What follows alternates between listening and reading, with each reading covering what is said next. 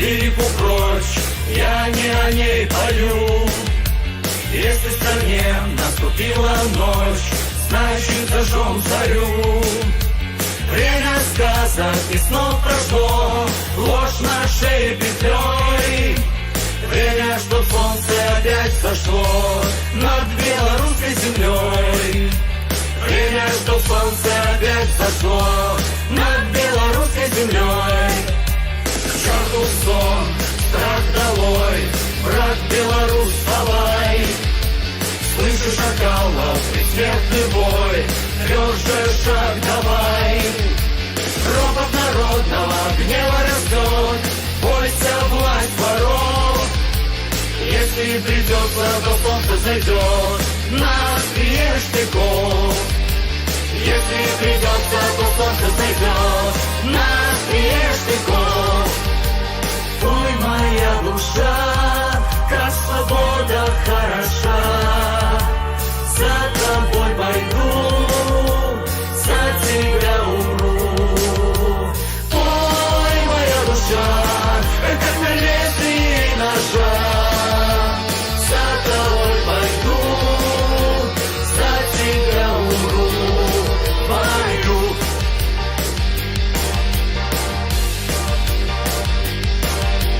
Судят наши, а судит кто? Нам не привыкать.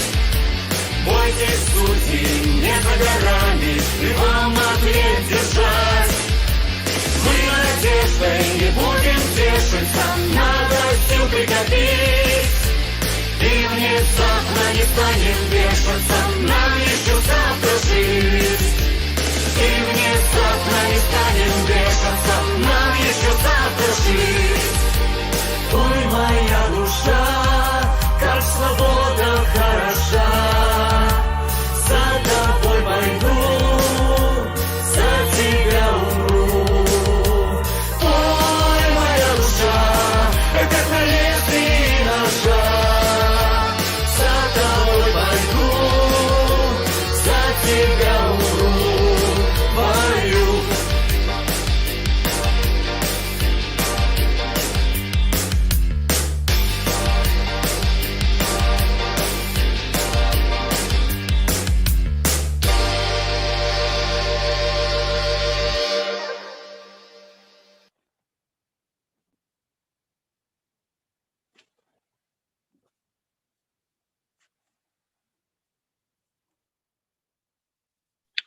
Ох, боже мой, перестарался. Добрый вечер, дорогие друзья. Начал говорить и забыл о том, что не включил микрофон. Так спешил к вам сегодня после такого длительного перерыва на белорусском гвоздодере.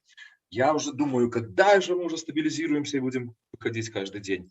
Но вихри враждебные веют над нами, и мы меняем место дислокации, меняем квартиры конспиративно и так далее, и так далее. Даже уже в Польше. Что я несу? Хотелось бы что-то придумать, такой сценарий написать, но это все фигня, друзья. На самом деле у нас все нормально, и нас не достать. Итак, Хелен Минская сегодня у нас опять в гостях по многочисленным просьбам врагов даже. Хелен, Вітаю. даже враги, бачиш, хочуть тебе бачить. Хелен, як ти зустріла Новий год? Кстати, с Новым годом! С Новым годом тебя, да. С Новым годом! Хочу повіншаваць наших белорусов. На канале Хелен Минская хутка з'явится мерч. Конечно, я не могу згадать про наши национальные отзнаки. Яшчэ не готова то, что я планую зрабіць, бачыць яшчэ ў працы, але кто может здагадацца, гэта будзе, конечно, бэч і бэшечка. Так что я усіх віншую з у меня так и есть. У меня так и есть. Ну, у тебя и такие есть, так, есть подвоенный стяг. Відавочна, что калі ты сустракаеш у коле сям'і з деткамі спокойненько Новый год, значит, ён удаўся, чаго я жадаю усім, потому что гэты год я сустрэла ў абсолютным шчасці, и, конечно, я хотела бы пожадать гэтага абсолютнага шчасця усім беларусам. Поделись, як это абсолютное счастье, ну-ка. Ну, слухайте, я здорова, детки мои здоровые, матулечка моя, дякую Богу, здоровая. Побач со мной каханы человек. У мяне ўсё складаецца больш-менш годна. Конечно, хотелось бы каб усе мары адбыліся, але, ну, як кажуць, не ўсё адразу. Таму крочым да абсалютнага выканання таго, што мы сабе загадалі ў гэтым годзе, канешне, і вельмі спадзяюся, што ўсе тыя мары, якія былі пад бой, можна сказаць, курантаў загаданы, яны, канешне, адбудуцца ў гэтым годзе абавязкова. Тут самая галоўная мара ёсць адна да ўсіх. Яна Так. шчаслівая. Все беларусы Так. несчаслівыя, яна тут сабе шчаслівая. Што ты сабе тут надумала? Не, пакуль Лукашенко не зайдзе, няма нікога шчасця для ўсіх беларусаў. З табой не згодна. Чалавек павінен жыць натхненнем, калі ўсё вакол чалавека складаецца добра, ёсць жаданне крочыць уперад. Таму ў гэтым пытанні, я шчыра кажу, усё залежыць ад нас. Я запісвала на Новы год ролічак, такое вельмі, можна сказаць, такой, мабыць, трошкі і наглый, таму што я там замовілася, што я з'яўляюся кіраўніком дзяржавы. Насамрэч, калі адказнасць бярэш на сябе за лёс сваёй краіны, па-іншаму не можа быць. Таму, беларусы, я вас заклікаю, зараз кожны з нас, кожны кіраўнік дзяржавы і павінен рабіць усё дзеля таго, каб дзейсна Беларусь была вольная. Таму вось тое атачэнне, тая аўра, якую ты несеш з сабой, яна вельмі ўплывае на тую сітуацыю, якая будзе. Калі б мы былі агрэсіўныя, калі б мы былі азлобленыя на ўвесь белы свет, но якую б мы будавалі краіну?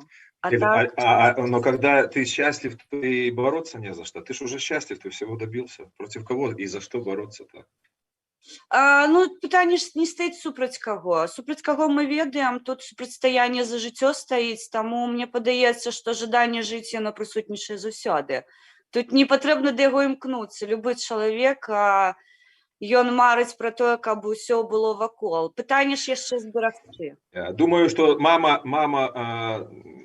парня, погибшего в Речице, с тобой не согласится. Кстати, хотел начать нашу беседу с этого, принести, конечно, соболезнования родным и близким погибшего в Речице белоруса. И твое отношение к этой ситуации. Напевно, все ведаюць про гэты выпадок, тому не будем мы про его рассказывать, а одразу хочу задать те питання. Як ты думаешь, что адбылося?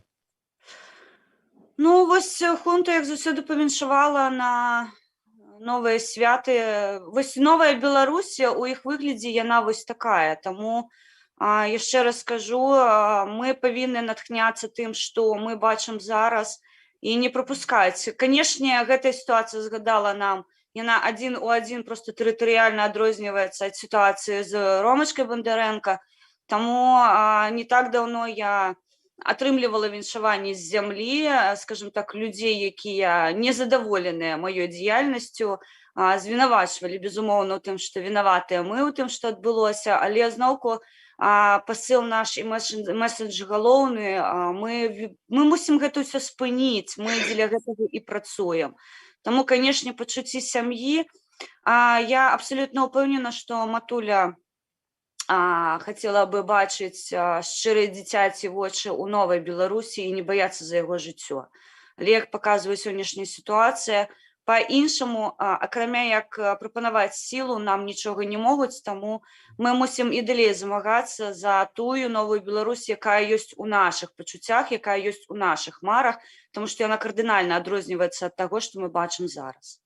Вот сообщают подписчики, что дело ведет старший следователь Следственного комитета Леонид Жордочкин, который проживает по адресу Гомель, улица Комиссарова, 12, квартира 33. На Дмитрия Усхопова успели повесить наркоту 3 грамма и 2 дозы гашиша. Ты понимаешь, Речица какой наркогородочек маленький, да?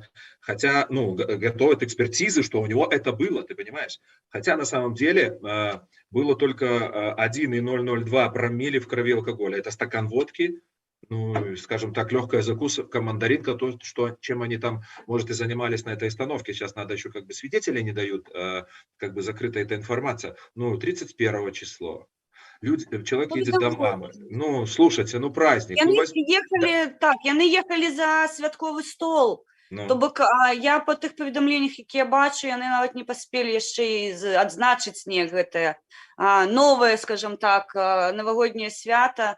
Ситуация жудасная. Я яшчэ раз скажу, гэтая сітуацыя можа крануцца ўсіх. Рома Бондаренко быў абсалютна цвярозы. І Саша Шутаў, ён не быў п'яны. Таму тут вось нават гэтыя 0,0 прамілі, якія існуюць у крыві чалавека, я заўсёды казала, што гэта не ёсць падстава дзеля таго, каб прымяняць такую сілу, што чалавек загінуў. Таму тут мы мусім кіравацца тым, што гэта неабходна кардынальна тэрмінова зменьваць, таму што незалежна ад таго, ці ты цвярозы, не цвярозы, мабыць, ёсць нейкія прыватныя асаблівасці, якія ёсць у тваім жыцці. Ну, гэта прыватнае. Калі у іншым выпадку мы бы прапанавалі, канешне, лікавацца камусьці там, у каго проста зараз ёсць складаныя кейсы па палітвязнях, якія спрабуюць маніпуліраваць вось на гэтай тэме слабасцяў людзей.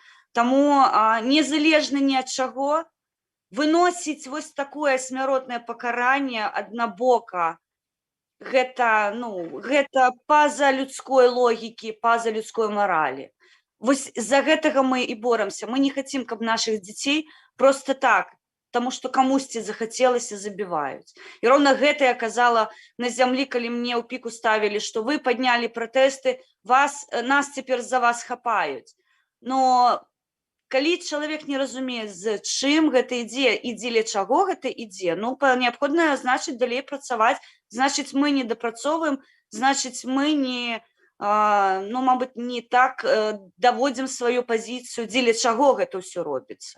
Вот смотри, самозванец, он же явно сказал, что нам с Украиной не по пути, а с цивилизованным миром европейским тем более нам не по пути. Конечно, я приведу простой пример. Я год жил в Киеве. Мы выпивали там в парке и с 95-м кварталом со сценаристами, и с журналистами, и с друзьями мы встречались. Ну, все чин-чинарем, все закрыто. Ну, видно, что люди стоят, отдыхают, и не просто так стоят.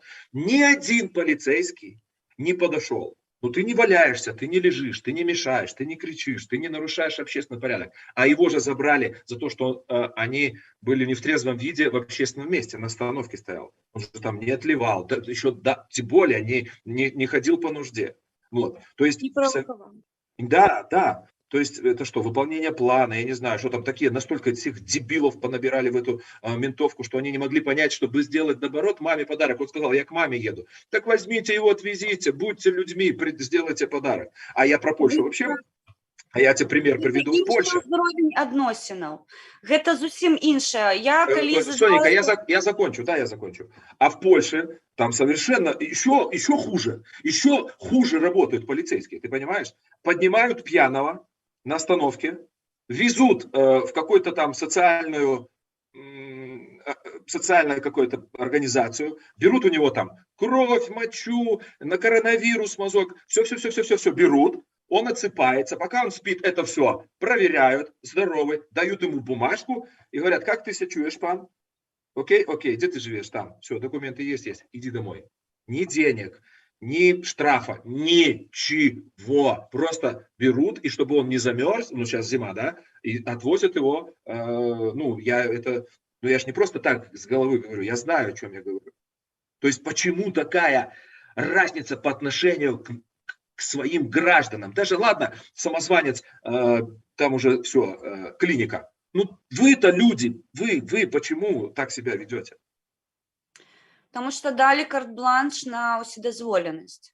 Таму што ўжо вось той мяжы, дзе добро яно мяжуе з злом, яе не існуе. Узровень агрэсіі настолькі моцны, што зараз змяніць сітуацыю вось у тым выглядзе, у якім мы бачым Беларусь, мне падаецца ўжо немагчыма. То бок людзі, ведаеш, ёсць слова добрае, дарваліся. Некаторыя людзі дарваліся, у руках яны маюць зброю, яны маюць амуніцыю. І вось гэтае, прабач мяне, калі ласка, і прабачце гледачы, зноўку я, мабыць, тут бомбану непрыгожымі словамі, але вось гэтае быдла адмарожанае выходзіць на вуліцу, у яго няма ў галаве дапамога, ён не ведае, што гэта такое, таму што роўна ўчора начальнік, прабачце, яго швабрай атымеў па поўнай праграме, спытаў, якога мужского полового органа у тебе плана няма, мяне тут зверху вусатая пачвара будзе долбіць, дзе ўсе незгодныя, а ты мне не даносіш. Ён же ж выходзіць на вуліцу з адной думкай. Каму бы даць мзды. Яны не выходзяць па дапамогу. Мы з табой апынуліся ў іншых краінах, дзе дзейсна ты бачыў узровень працы паліцейскіх тут і ў Польшчы. Ну гэта іншы свет, зусім іншы. Мы колькі праводзілі акцыяў каля амбасады, хоць адзін паліцейскі глядзеў нас з ненавісцю, што вы тут робіце. Наадварот, блакаваліся любыя правакацыі, якія былі накіраваныя на вось гэтую дэзарыентацыю людзей, якія знаходзяцца каля крапкі, дзе мы збіраемся. Няхай гэта будзе Майдан, няхай гэта будзе амбасада, іншая, таму што розныя лакацыі ж ідуць па акцыях. Ніколі з іх павядзення мы не бачылі, што мы неяк ім заважаем. Наадварот, яны дзівіліся, глядзелі, як так беларусы праводзяць свае акцыі. І калі неабходна былі, утручаліся ў падзеі, таму што былі нейкія правакацыі, была нейкая пагроза з боку іншых людзей. Таксама правакатары цітушкі тут ёсць. І ў Польшчы ёсць, і ў Літве. У Беларусі апрыёры гэта ментальна іншы ўзровень. Ты мяне пытаеш, там людзі выходзяць, вось гэтыя пагоны выходзяць забіваць, таму што ў іх план стаіць па забойствах.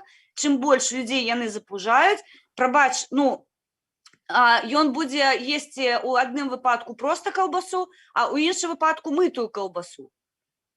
И бывшие заключенные рассказывают, что обливание водой, почему мокрый еще был этот Дмитрий, в Речицком РУВД, это часто практикуемая процедура. И, то есть издевательство поставлено на поток. Там... Ось гэта з плашчыні параўнання я минулага разу звяртала увагу на федэральную сістэму пакаранняў Расіі, што там адбываецца, і прапанавала параўнаць яе не з федэральнай, а з беларускай сістэмай пакарання. Што яны робяць? Гэта ўсё чэкісцкая школа, якая ў Беларусі не прайшла эвалюцыйны этап знішчэння. У нас не праведзена была люстрацыя, і я, на жаль, не чую зараз ад людзей, якія маглі б аб гэтым замовіць, дабівацца. Я заўсёды падкрэсліваю, без глобальнай люстрацыі вы новую Беларусь не пабачыце.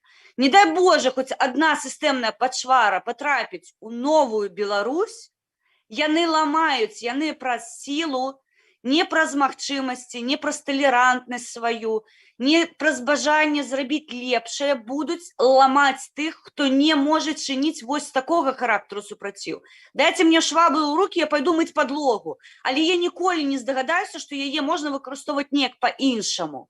У мяне з дзяцінства гэта не закладалі, яны гэтым жывуць. Так вот, как мы не ходили с вами... Я с тобой полностью согласен, вот с тобой, что вот полностью согласен по поводу иллюстрации. Если надо на это потратить 5 лет, значит потратим 5, надо 10, потратим 10. Но ни одна почвара не избежит своего наказания. Здесь на Белорусском гвоздодере очень интересная подборка преступлений. Я думаю, что это не вся подборка, но я зачитаю некоторые. Вот на протяжении... многих лет. Вот, допустим, Минская милиция отпраздновала Новый год стрельбой по гражданам 1.01.17. Никто не понес наказание. В Смолевическом районе милиционер насмерть сбил женщину 06.01.17. Ничего не знаем дальше историю. Милиционеры Московского района 2 суток пытали человека из-за кражи 50 евро 20.04.17. В Бресте милиционеры избили 2 мужчин 17 года. Есть информация, что некоторые были уволены, некоторые были условно осуждены, но так как судят наших за что? За БЧБ флаг 4 года. Панчохи.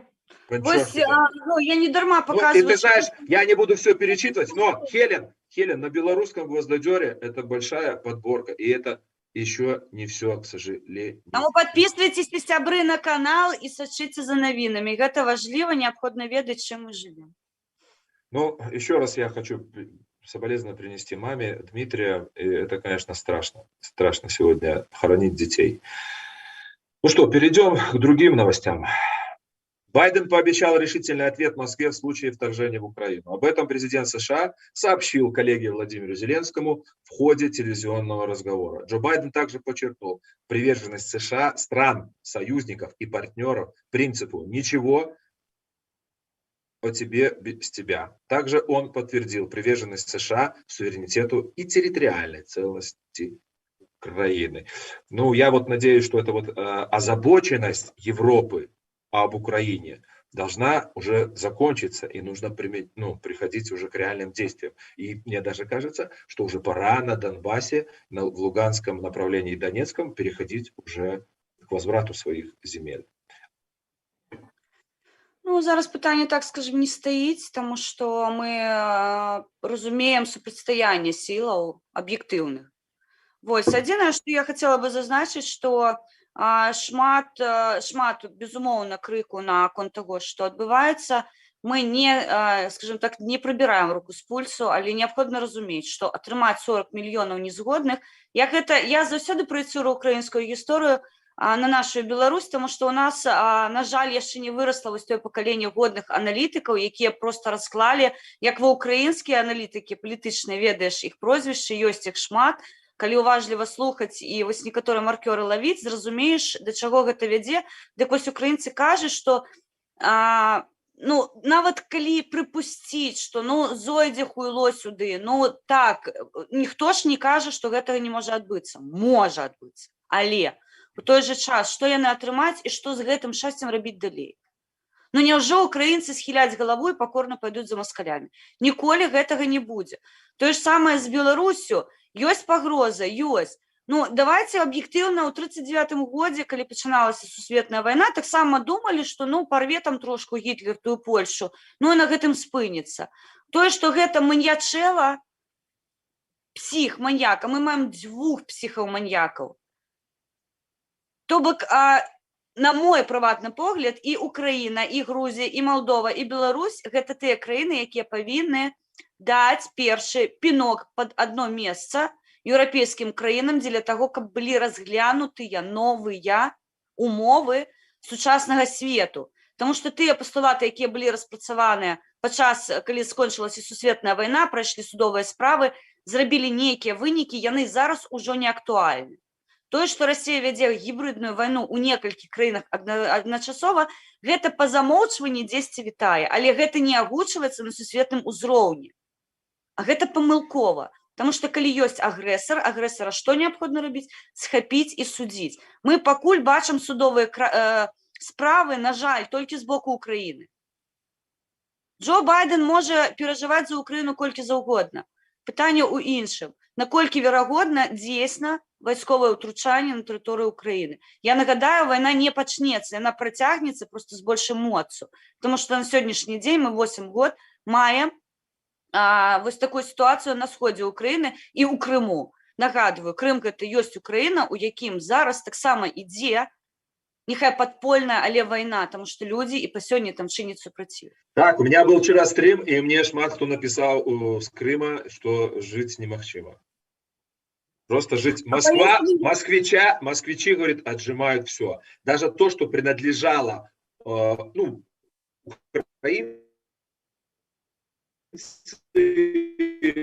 стали уже, потому что их просто там терроризируют. Или ты поменяешь паспорт, или съезжай. Но съезжай, это значит оставить дом, оставить какие-бы бизнес маленький. Но, говорит, и уже этого бизнеса нету. И просто приходят в наглую и говорят, рейдерский захват просто, процветает. И пожаловаться, говорит, некому. Даже с российским паспортом пожаловаться некому.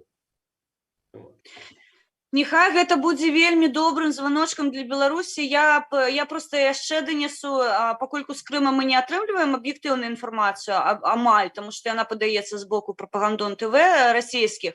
А тыя пенсіянеры, якія ў Крыму выйшлі на пенсіі, яны не атрымліваюць паўнацэнную пенсію, таму што ім залічваецца выключна стаж пры Савецкім Саюзе і тое, што яны там ужо, умоўна кажучы, пад юрысдыкцыяй Расіі паспелі папрацаваць. Вось гэты шматок, дзе людзі працавалі ва ўкраіне, ён увогуле з досведу ён прыбраны, і гэтыя гады яны не ўлічваюцца. Таму пенсіі там у тых калабарантаў, якія здрадзілі ўкраіне, яны мізерныя абсалютна. Мне вельмі шкада людзей, якія не здрадзілі, яны вымушаны ў такіх умовах, і зараз быць, я шчыра кажу, пры ўсіх падзеях, якія адбываюцца ў Крыму, у мяне там ёсць сябры, украінцы, якія кажуць, да астанняй кроплі крові мы будзем тут і мы будзем змагацца за юрысдыкцыю под нашим сцягам украінскім.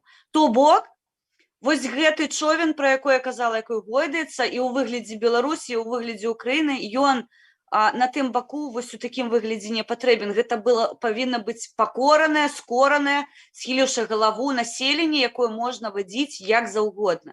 Тут не атрымаецца. Беларусы у тым ліку на 7,5 мільёнаў як мінімум. Тых, хто не дасць Беларусь назваць часткай нейкай, там імперцы ж хварэюць на гэта. Таму мне падаецца, што як бы не хваляваліся сусветныя лідары, мне падаецца, прыйшоў час пераглядзець проста тыя базавыя рэчы, якія ўказаны ў міжнародных дагаворах, і ўжо падганяць іх па сучасную ситуацию ў свеце. Ну, забыл сказать привітанне и добрые слова от подписчиков тебе, Хелен. Тебе вельмі вітаюцца и спытаюць, ці будзе эфир Дмитрия с Хелен. Ну, я кажу, что будзе, але не ведаю калі. Нешта Дмитрий даў назад. Ну, дочекаемся. Пишет нам подписчик, похоже, что Путин создает именно озабоченность в Украине, притягивает внимание всего мира страхом интервенции, для того, чтобы не бросался в глаза политический захват Белоруссии. Я думаю, что не только политический захват Беларуси, но еще и отвлечением от собственных проблем в России. Ведь в России с каждым годом жизнь не улучшается, а ухудшается. А что на сегодняшний? Это практика, мировая практика. Если ты не можешь в своей стране навести порядок, надо с кем-то завести войну, чтобы сделать кого-то в этом виноватым. Но в данной ситуации в всех проблемах России виноват Киев, Украина. Но мы же видим все эти Соловьевы, Скобеевы и все остальные пропагандоны, ну, с утра до вечера. Украина, Украина, Украина, Украина. Там ж других проблем нету. Там по іх, зноўку, гэта тэлевізійнае меркаванне, што не існуе праблему, але хацела бы звярнуць увагу, што у іх сітуацыя даволі такі складаная, таму што пачынаецца ўнутрашняе незадавальненне. То бок, вось гэта, ну, як яны лічаць, біямаса, нешта яна пачала падаваць адзнакі жыцця, і зараз унутрашнія канфлікты. Хабаровск гэта быў пачатак развалу Расіі. Шчыра кажу, таму што я заўсёды звяртала увагу, кожны рэгіён, ён здатны існаваць асабіста.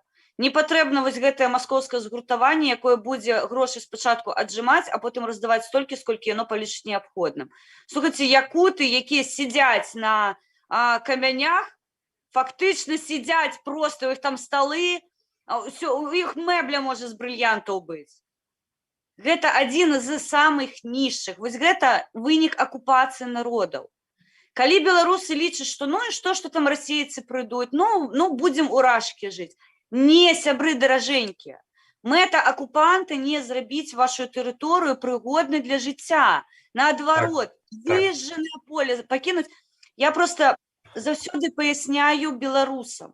Зразумейце, калі ідзе захопнік, ён разумее, што рана або позна пад ціскам гэтую тэрыторыю прыйдзецца аддаць.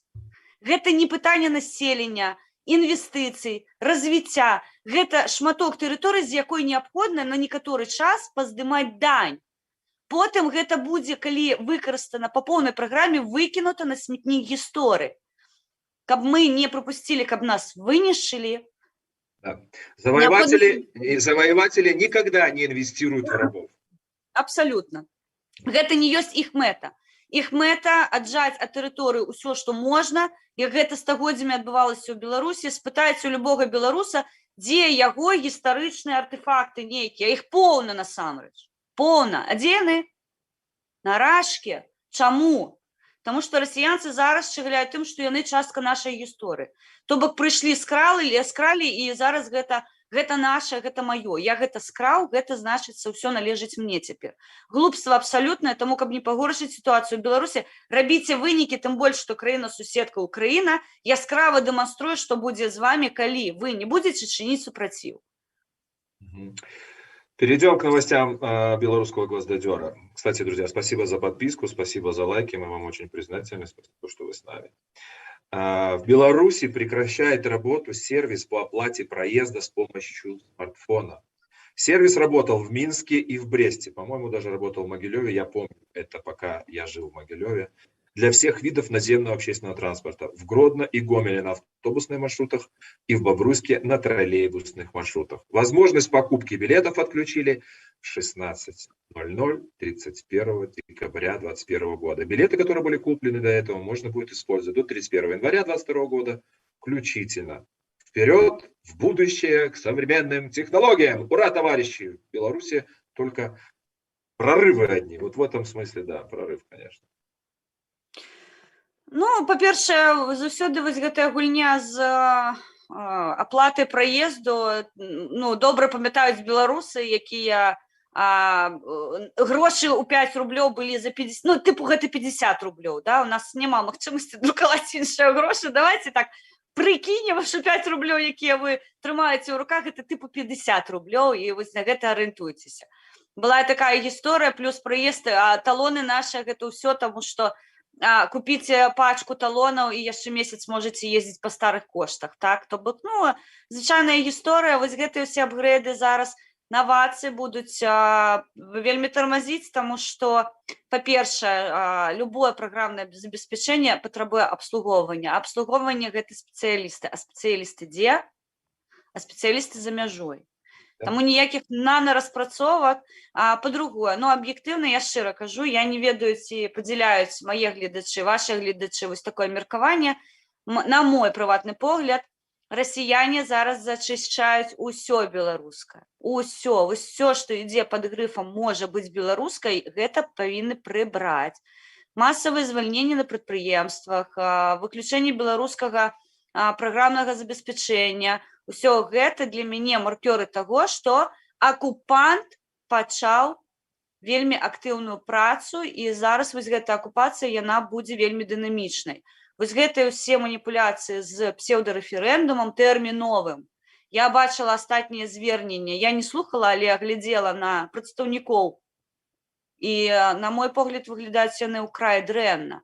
Не фізічна па здароўю, а вось гэтае хваляванне, яно ў вачах, што неабходна тэрмінова нешта рабіць, таму што дупа прыпячэ вельмі добра.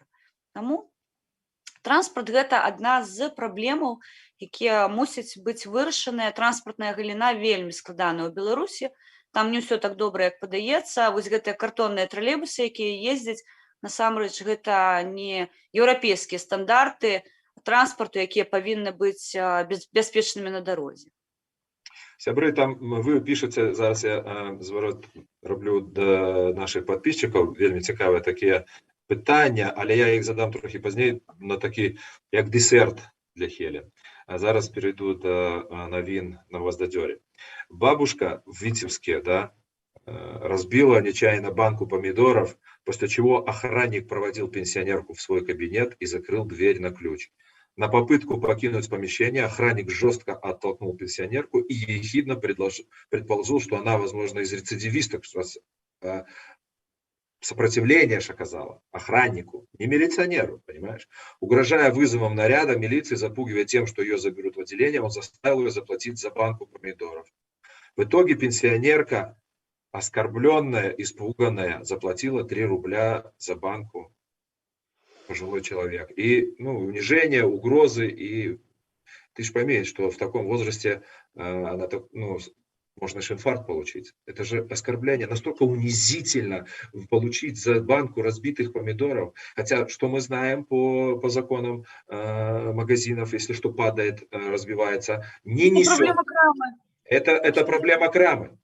Это проблема крамы. Не имеют права. Значит, бабушка просто даже не знала своих прав. Слушай, она, может, и знала свои права, но с такими наездами тут забудешь, как себя зовут.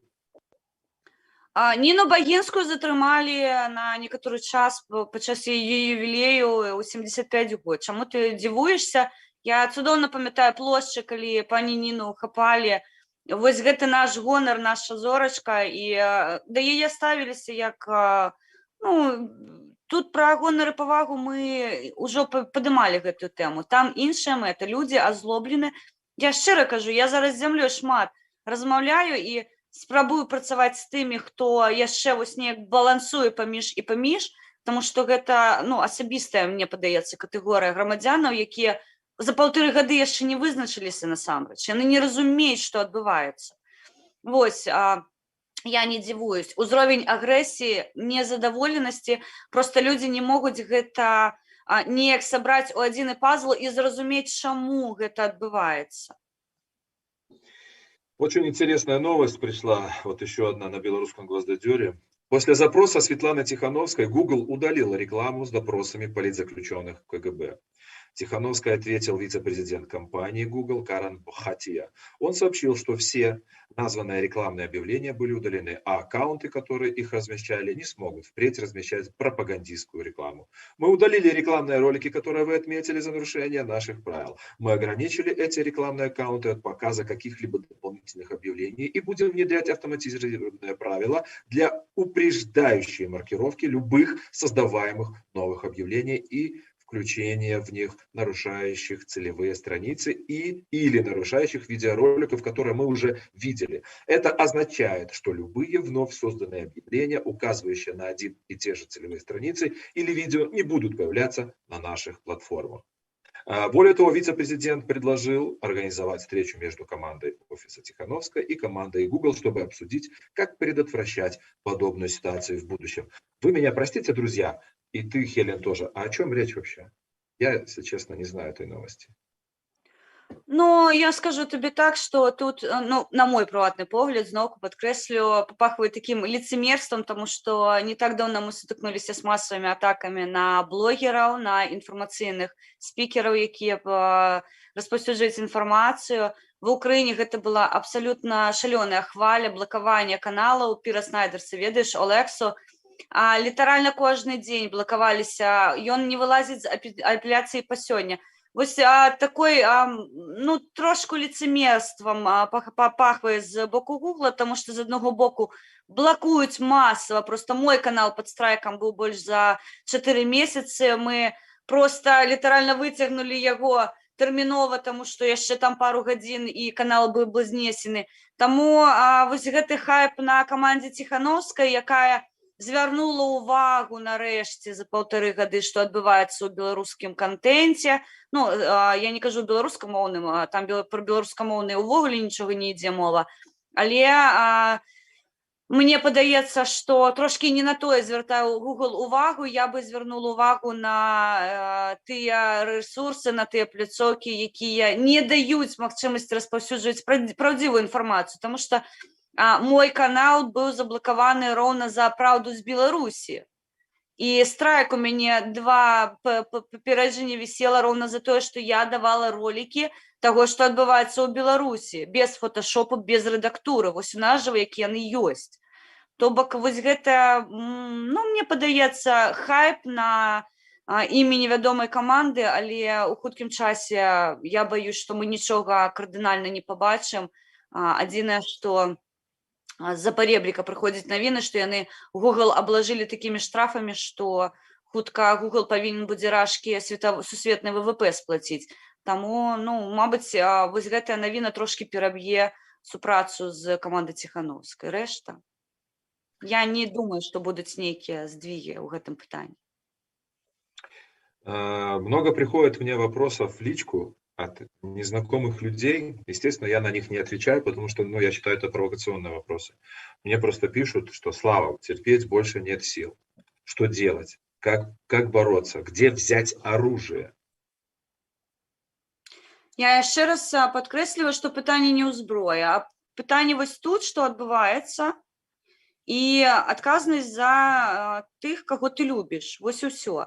Зброя, ну, слухайце, і камень зброя стае. Пытанне, як яго выкарыстоўваць. Таму я шчыра кажу, на пытанні, дзе ўзяць зброю, я заўсёды кажу, зброя, мая зброя, гэта маё слова, гэта мая мова, якую я выкарыстоўваю. Першае, што неабходна зрабіць, адчуць у сабе, чым ты гатовы змагацца. І што ты можаш паставіць на вось гэты алтар перамогі. Дарэчы, вось гэты, я не ведаю, хто гэта, там чекіст, не чекіст, чалавек, якому сумна без мяне, павіншаваў мяне з Новым годам. Так що все нормально. Я вам не жадаю счастливого Нового года, коли ви бачите мене на тим боку. Я жадаю, каб ви понесли покарання, яке відповідає тим діям, які ви створваеце. Вось у хлопчыка у нас сёння гэта адзін з тых кейсаў, якой мы мусім дадаваць да ланцугу хлопцаў, якіх мы ўжо як загінутых показываем на своих ресурсах, тому... То есть спрашивают, Хелен, восстание возможно без оружия? Хорошо, твое слово, твое оружие слово, Да. но не все же могут, как и ты, быть, вести, говорить. Ну вот тебя услышали и спрашивают. Хорошо, а тогда возможно ли восстание вообще без оружия? Не приводите, Конечно. в пример, пожалуйста, Майдан. Майдан был возможен в 2020 году, сегодня Беларусь концлагерь, арестанты и надзиратели. Автоматы смотрят в лицо. Это возможно? Магчыма. Магчыма. Значит, Яшчэ надо раз- быть тем героем, которые это возьмут. Просто надо стать этим героем или что? Я не понимаю. Ну, давайте будем крочыць паэтапна. Калі чалавек не вызначаны, дзеля чаго ён гэта робіць, любое супрацьстаянне яно стае бессэнсоўным, тому што няма мэты, заради якой чалавек гатовы. Я засталася без хаты. Хто там яшчэ мяркуе, што ў мяне нешта засталося ў Беларусі, дык вось у Беларусі ў мяне на сённяшні дзень не засталося нічога, акрамя самой краіны Беларусь, за якую я і далей буду збагацца, нягледзячы на тое, што ўсе прэферэнцыі, плюшкі, магчымасці, якія ў мяне былі ў Беларусі, іх зараз не існуе ўвогуле. То бок, па вялікаму рахунку, перспектывы ёсць у мяне ва Ўкраіне. Працаўлаштавацца, тут, ну, там, хату набыць, яшчэ нейкія рэчы зрабіць. Але я ўсё роўна змагаюсь. Я змагаюсь не за трохпакаёвую хату, якую мяне аджалі. Я змагаюсь за будучыню маіх дзяцей у Беларусі, вольнай і незалежнай. Я лічу Беларусь краінай еўрапейскай сям'і, як і Украіна. Калі вы вось тут у сэрцы адчуваеце, што вы не хацеце, каб гвалтавалі вашых дзяцей, вы пачынаеце змагацца. Кожны бярэ зброю, тую, якую ён годны несці, якой ён годны карыстацца. Я не умею трымаць аўтамат у руках. Я не магу людзей заклікаць узяць вось такого характару зброю ў рукі, але я карыстаюся мовай, я працую ў праектах, якія падтрымліваюць беларускую мову, беларускія традыцыі, культуру, тое, што нясе у будучыню, вось моя інвестыцыя ў будучыню, гэта пра Беларусь. Гэта важліва, гэта найважлівейшае. Я ведаю, за што я іду за беларускай Беларусю. Не ў складзе рэгіёнаў нейкіх, не ў складзе там іншых моўных пытанняў. Мне моўнае пытанне не стаіць. Моя мова – гэта моя зброя, гэта маё адчуванне маёй краіны. Коли потрібно спілкуватися українською, я спілкуюсь українською, тому що я народилася в Україні, і я маю відповідати за свою державу. Мені за Україну болить не менш за Білорусь. І я тут, як українка, я не забула мову, я не забула кольори прапорів, герб, все решта. Ось гэта адчуццё. Мяне называюць нацыяналісткай. Я дійсно націоналістка, тому що я обожнюю свої країни, я готова за їх боротися. Ось гэта галоўная зброя. Калі мне кажуць, зброя асацыюецца з нейкай прыладай, в Украине усе смеются, мы выкликаем вас на бой с рапирами. Я потом раю сябрам зайти у Google и поглядеть, что такое в Украине рапира. Вот последняя новость на белорусском госдадёре. В Следственном комитете уже заявили, что умершего новогоднюю ночь Дмитрия было обнаружено не 1,002, а 4,3 промилле алкоголя в крови и марихуана при себе. 4,3, друзья, 4,3 это бутылку водки с горла надо выпить, по-моему. Ну, зараз яны будуць выпраўдоўваць свою Бутылки с горла мало, надо, чтобы была еще и марихуана при себе. Скажите, друзья, кто вот знает историю, будешь ли ты бутылку водки пить, если у тебя есть марихуана? Никогда в жизни! Слава, я бы тут... из собственного опыта говорю. У меня есть друзья и в России, и в Беларуси, и в других странах, которые балуются. Они не пьют вообще алкоголь. Те, кто курит, и они никогда не пьют, потому что отходняк кончены от алкоголя. А марихуана, тем более, продается вот в Голландии для медицинских целей, легкие эти варианты, и в Америке продается.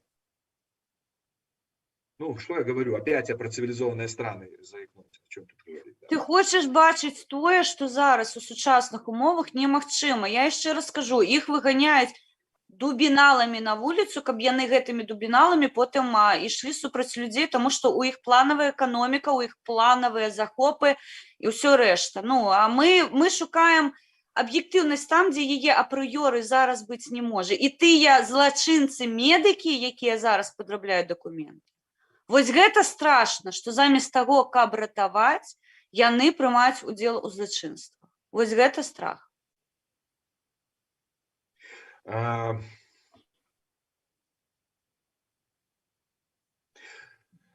Хотел спросить, как ты думаешь, какая у нас есть перспектива работы наших,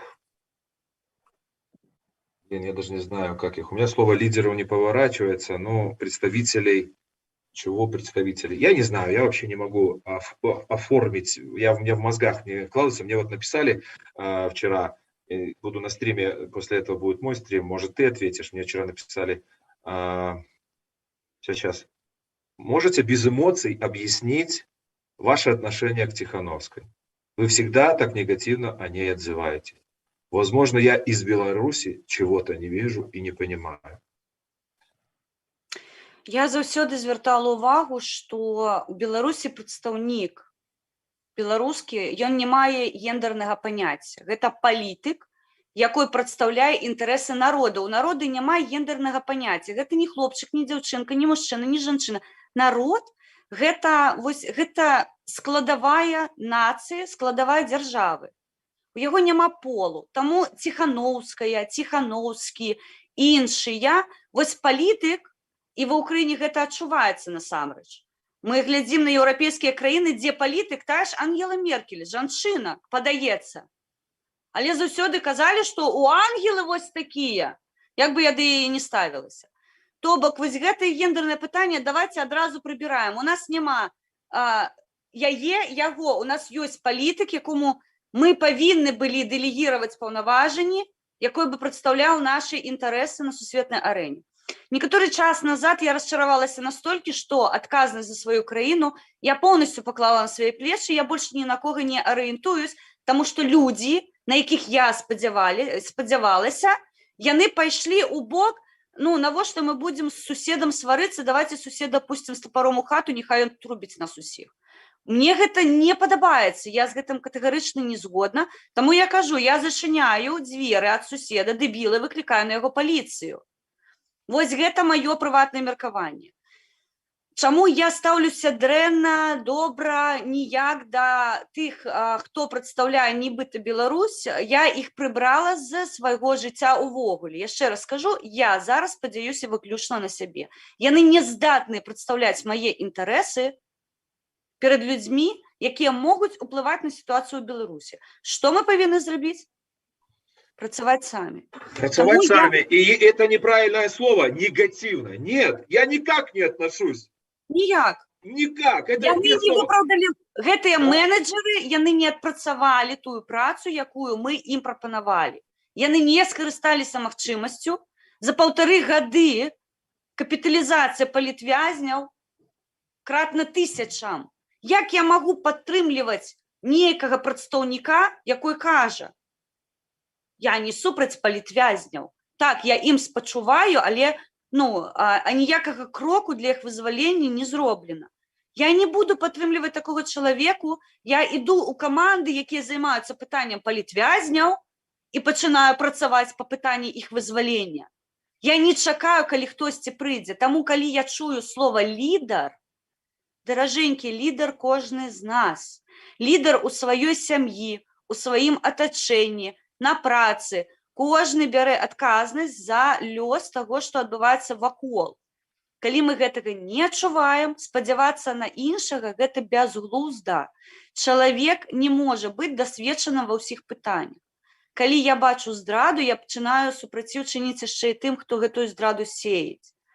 Адпаведна, пытанне не негатыву, пытанне адзнакі тых дзеяў, якія адбываюцца, і вынікі, И якія мы результат. робім. И результат. Конечно, конечно. То Тут же не самое- питання ні за кого. То же самое я хочу ответить нашим подписчикам, которые спрашивают, а как, чем бороться, где оружие взять. Друзья, не ищите проблему, ищите решение проблемы. Нету такого, вода всегда найдет дырочку. То же и самое. Не получается в эту сторону двигаться, ищите здесь. И не всегда оружие лучше, как говорила Хелен, камня или бутылки с горящей смесью. Поверьте, не всегда автомат можно спрятать, или за автомат расстреляют на месте, понимаете? Хитрее, слушайте, включите хитрость, не ненависть, Так. хитрость. Успокойтесь первым делом, переспите с этим сколько нужно. Почитайте книги, посмотрите фильмы, столько обучающей литературы. Не ищите короткого пути, уже этот короткий путь потерян. Я розповяду, що роблять білоруські активісти на землі, тому що хтось може у піку поставити, конечно, ти за мяжою, добре тобі там квакать сидіти. Ні. У нас є досвід наших білоруських активістів, які вимушають просто представників так званої влади, адкази їм давати білоруською мовою. У нас є правила, по яким любые звороты, любые справы, які разглядаюцца адносна наших актывістаў, яны маюць падавацца беларускай мовай. Гэта дзяржаўная мова, і адпаведна гэтай мовай, я больш скажу, калі я пишу на зямлю ў нейкія інстанцыі, у мяне таксама ж ёсць пытанні, якія неабходна вырашаць, а калі я пишу беларускай мовай, мне адказ прыходзіць беларускай мовай. Ну, мы вось такой шлях выкарыстоўваем. Ну, и я еще скажу, что те, кто спробуют, нават те, кто наклейки кисти клеит, да, им там Конечно, они кажут, мы готовы клеить, дайте нам наклейки. Дайте наклейки, да, есть материал. Ну, потому что никто не печатает. Все боятся. И мы вымушены с Польши, с Украины отправлять те наклейки.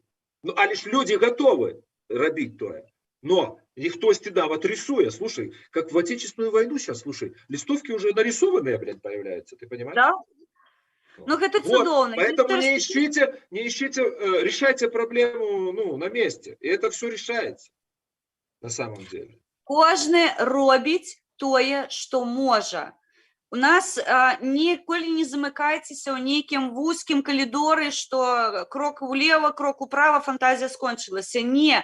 Марці, і мы такія рэчы просто робім, што, ну, вось у Вячеслава серыя гадзіннікаў з'явілася.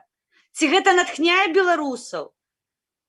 Калі ты трымаеш у руках гадзіннік, дзе Ніна Багінская гуляе, ну я вас умаляю, гэта ж такой прыліў сілаў прыходзіць. Таму кожны робіць па магчымасцях. Я не кажу, што так, цудоўна просто, пагонечка з намі, пагоня побач. Адчуць у сябе Беларусь. Я заўсёды заклікаю беларусаў адчуць Беларусь у першую чаргу. Не зраце ёй. І не натхняйцеся, не ідэалізуйце сабе нікаго. У мяне ёсць мой лідар, якой знаходзіцца за кратамі. У страшэнных умовах. Ці не калоціцца сэрца за яго, калоціцца. Ці калі нас спрабуюць шантажаваць і казаць, калі будзеце рыпацца, яму будзе там дрэнна. Гэта тое, што было на Акрэсціна год таму, 1,5 гады таму. Але я разумею, што ніколі бы Мікалай Статкевіч не сказаў: Аленачка, дзякуй, што ты спынілася, мяне катуюць, але ўжо не так моцна, як катавалі учора. Ну няўжо вы думаеце, што мы не будзем бароцца за яго? Рознымі спосабамі. Ну да, здесь поддерживают наши подписчики, что, ну и что, ну, 4,6 это зависит от здоровья тела, но это очень, ну, такие большие промилле, это, знаешь, уже сделать человека совершенно невменяемым. Это брахня. И ставьтеся... Окей, 4,6. Человек вменяемый, стоит на остановке, едет к маме. Не лежит под забором, не лежит на дороге, не лежит на остановке, не ходит под себя. Ну, слушайте, 31 декабря исключение можно сделать.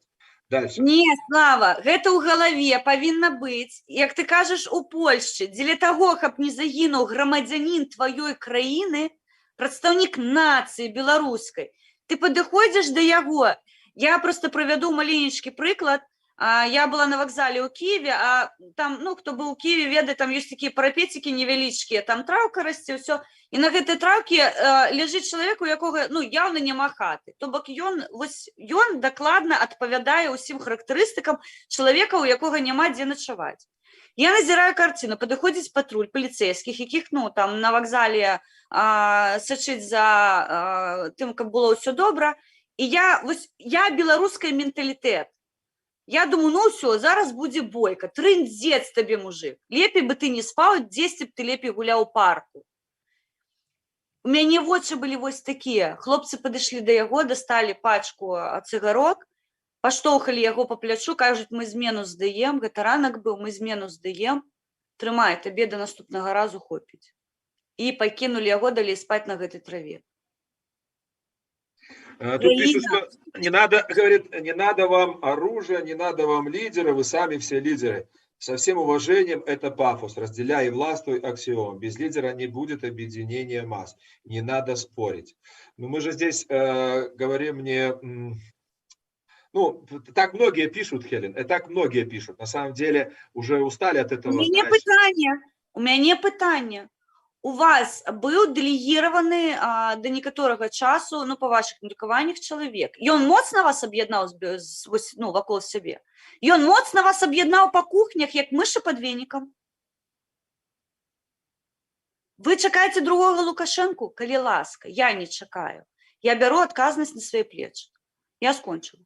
Я отвечу, не буду сейчас долго вдаваться в эту полемику, потому что не хочу проблем белорусскому гвоздодеру после того, что я скажу. Поэтому можете после этого на мой канал Вячеслав Сикора перейти, я вам отвечу на такой вопрос. Только напомните мне по поводу этого вопроса, сам себе лидер и так далее. Мы разовьем эту тему, потому что, к сожалению, наше время подходит к концу. И я так понимаю, хочу спросить у нашего белорусского гвоздодера, будем ли мы завтра в эфире, чтобы люди сегодня знали об этом. Да, завтра в эфире будем, попытаемся вызвонить Дмитрия Парфеновича с Хелен Минской и продолжим. Такой вопрос. Вот Лукашенко не получил денег. Как ты думаешь, что Путин просит взамен? Он-то ему даст денег, но что он у него попросил? О чем сейчас думает Лукашенко? Какая торговля идет? Там не просьба, там шантаж у чистом выглядзе. Ну, шантаж, да, согласен. Да. Я звярнула бы увагу, як ён знушаўся над вусатай дупай, з гэтым хакеем, з гэтым, ведаеш, прыгібаннем ва ўсе бакі, як гэта лепей пасціліць, каб я скажу культурна, тупем потаптаўся па спіне, вось вам як лепей. Усё відавочна. Яшчэ раз падкрэсліваю, у такім выглядзе, у якім зараз Беларусь, а гэта абсалютна палаючая краіна, у якой спакою няма, яно такое ў такім выглядзе не патрэбна. Неабходна нешта зрабіць такое, дзе можна будзе афіцыйна анексаваць Беларусь. Анексія Беларусі на сённяшні дзень гэта адна з тых найверагоднейшых сцэнарыяў, якія спрабуе Расія правесці. У Расіі дрэнна, у Расіі папераду 24 год, і яны дакладна не ведаюць, які яшчэ абгрунтаванні вось гэтаму галоднаму народу даць, што ў іх усё добра. А тут Беларусь, а тут кантралюемая Беларусь. Чаму не даў грошаў? Ну, не будзем дрэнна казаць, што там насмактаў, не насмактаў. Усё, ён б'е смецце, выкарыстаны матэрыял. Галоўнае зараз, у лютым, як некаторыя заклікаюць паставіць крыж на Беларусі і далей гнуць сваю палітыку. Таму ігнор, і годзіце гэты човен, таму што крысу ташніць.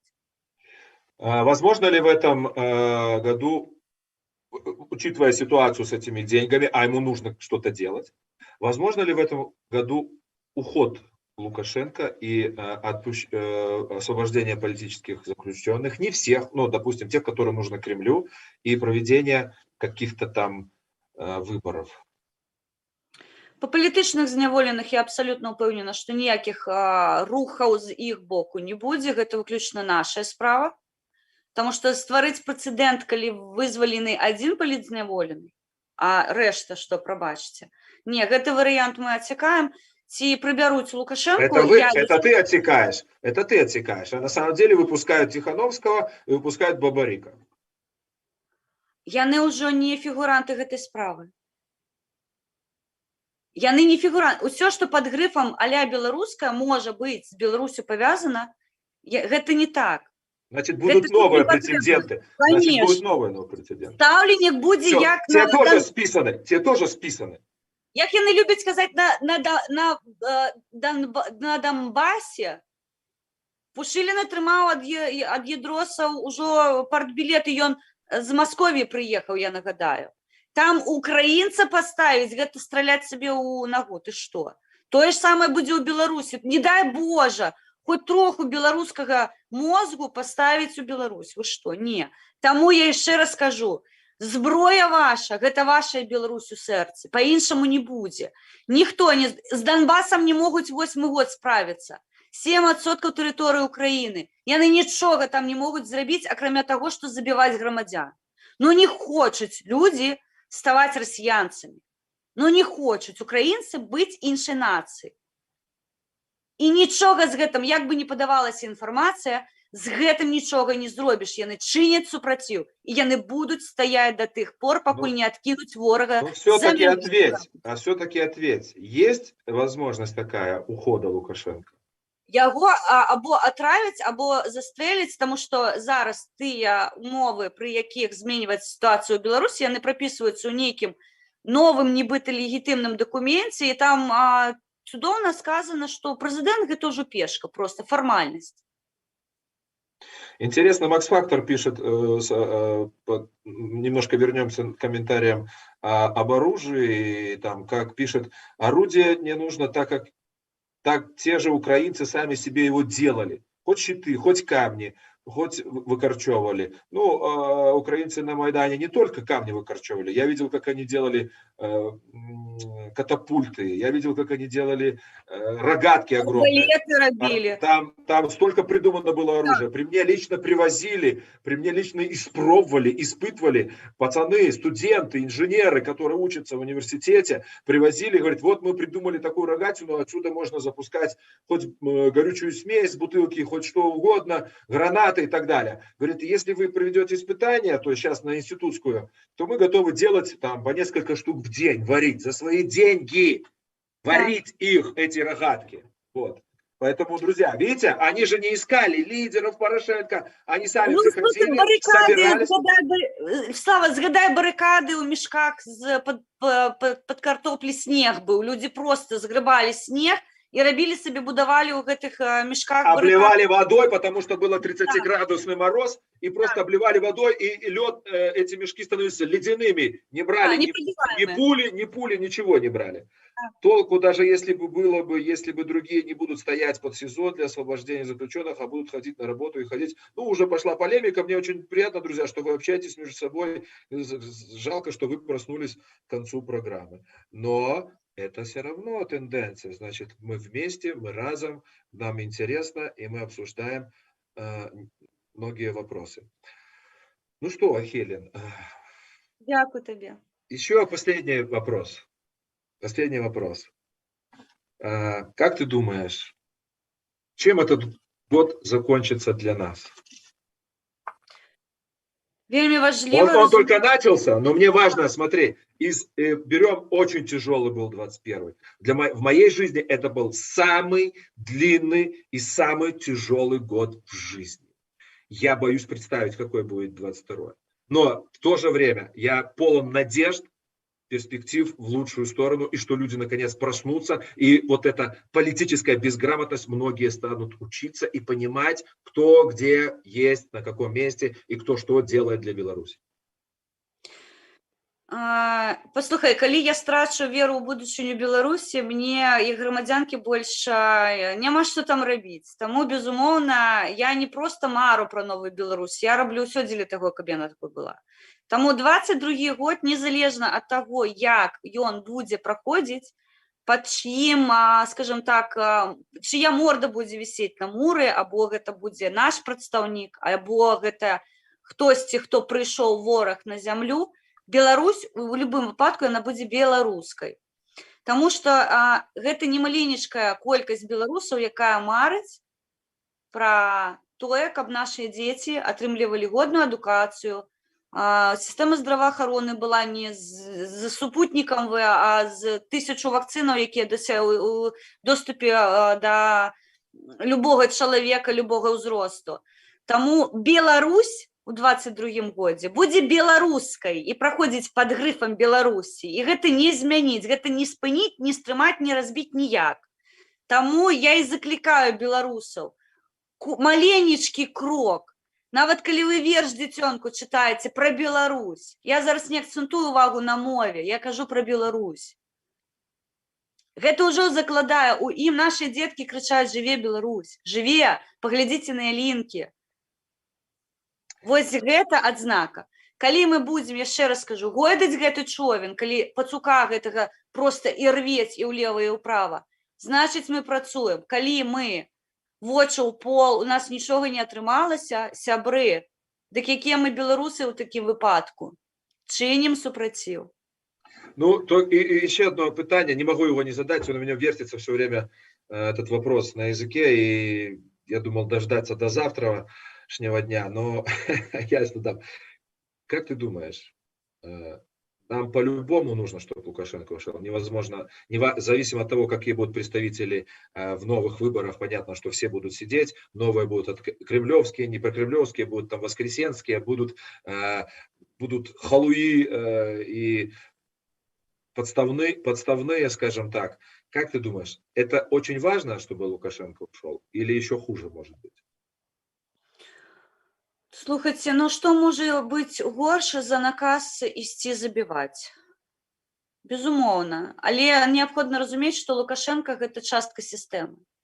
І біць неабходна не выключна па ім. Это будет победой? Это будет победой белорусов, если Лукашенко уйдет? Неважно, какие потом начнутся перетурбации, как начнет бороться мы за территорию, аннексия, не аннексия. Важно, чтобы Лукашенко? Безумоўна, гэта будзе першы крок до той перамоги. Это не будет перамогой, это будет крок до перамоги. Однозначно, это первая победа. Независимо дальше, как пойдет, это важно. Доводите его до инфаркту своими идеями, своими размовами, отчиняйте YouTube-каналы, отчиняйте Telegram-суполки. Неважно, у меня у канале на Telegram там 36 человек, зачинены канал, правда, там все свои сидят. Але у той же час. Вот гэта 36 человек робить працу тысяча. Про это я хотел поговорить с тобой завтра и поговорю, почему Хелен Минская до сих пор не начала свою предвыборную кампанию.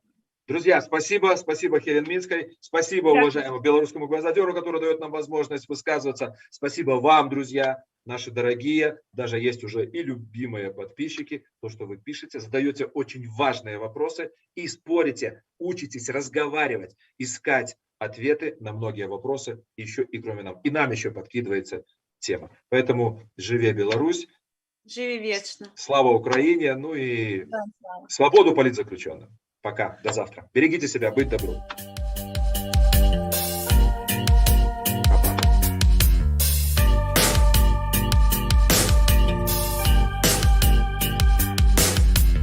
Лирика блажь, лирику прочь, я не о ней пою. Если в стране наступила ночь, значит зажжем зарю. Время сказок и снов прошло, ложь на шее петлей. Время, чтоб солнце опять зашло над белорусской землей. Время, чтоб солнце опять зашло над белорусской землей.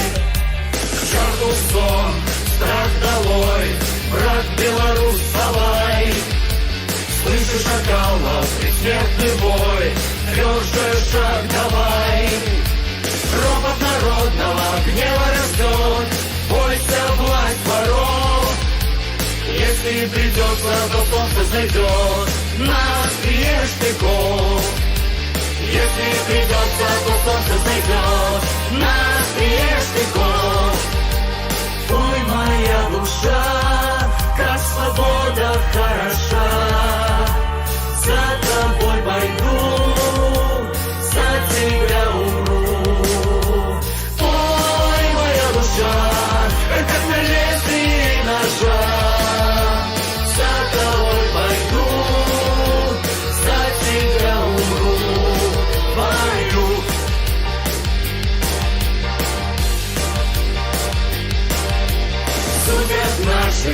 судьи кто, нам не привыкать. Бойтесь, судьи, не за горами, и вам ответ держать. Мы надеждой не будем тешиться, надо сил прикопить, и внезапно не станем вешаться.